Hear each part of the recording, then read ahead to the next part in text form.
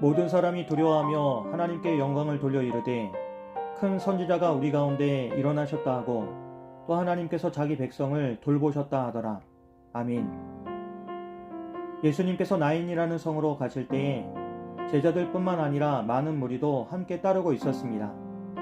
그런데 성문 가까이에 이르렀을 때 예수님 일행은 성 밖으로 나오는 장리 행렬과 마주하게 됩니다.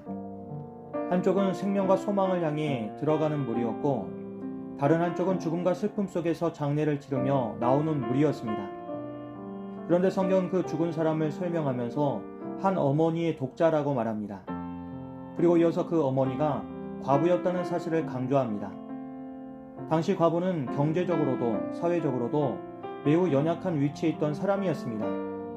남편을 잃은 상황에서 외아들은 단지 사랑하는 자녀만이 아니라 삶을 이어가게 하는 마지막 희망과도 같은 존재였습니다. 그런데 이제 그 외아들마저 죽어 관에 실려 나오고 있습니다.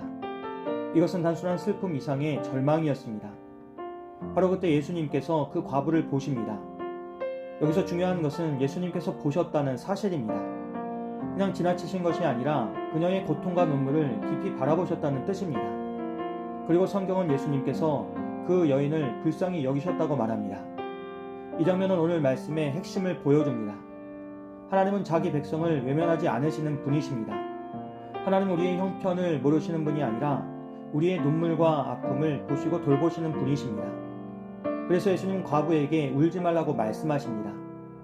이 말씀은 단순한 위로의 말이 아니라 이제 하나님께서 일하시겠다는 선언과 같은 말씀입니다. 그리고 예수님은 가까이 가셔서 관에 손을 대십니다.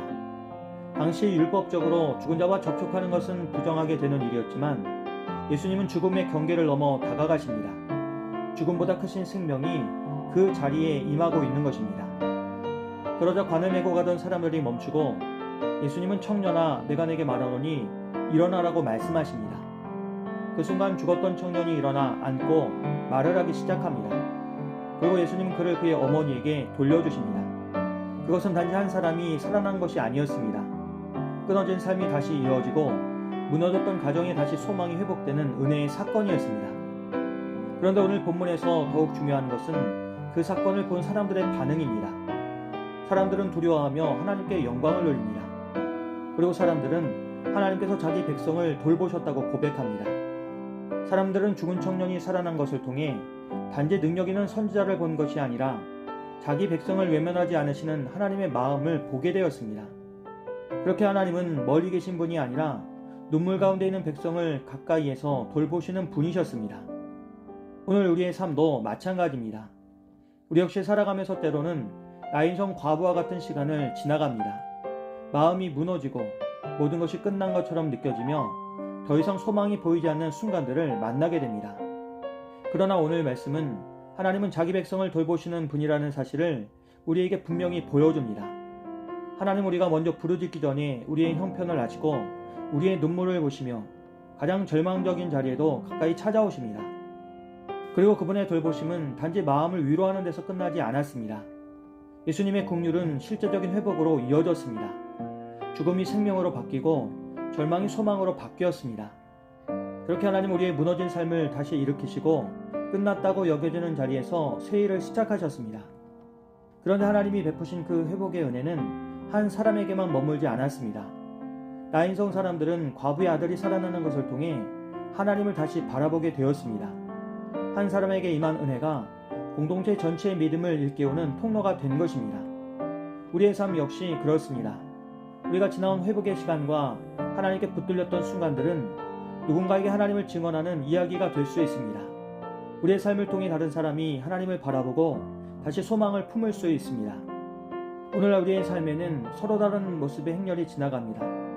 기쁨 가운데 걷는 사람이 있는가 하면 눈물 가운데 걸어가는 사람도 있습니다. 그러나 중요한 것은 어떤 자리에도 예수님께서 찾아오신다는 사실입니다. 그리고 그 예수님은 상실과 눈물 가운데 있는 우리에게 울지 말라고 말씀하십니다.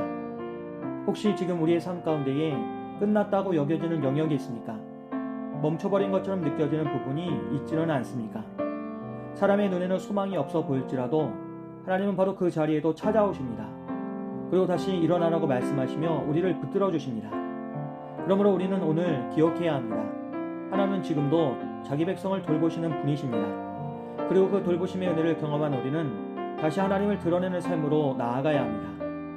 오늘 하루도 우리 주님의 시선이 머무는 곳을 함께 바라보며 살아갈 수 있는 우리가 되기를 기도합니다.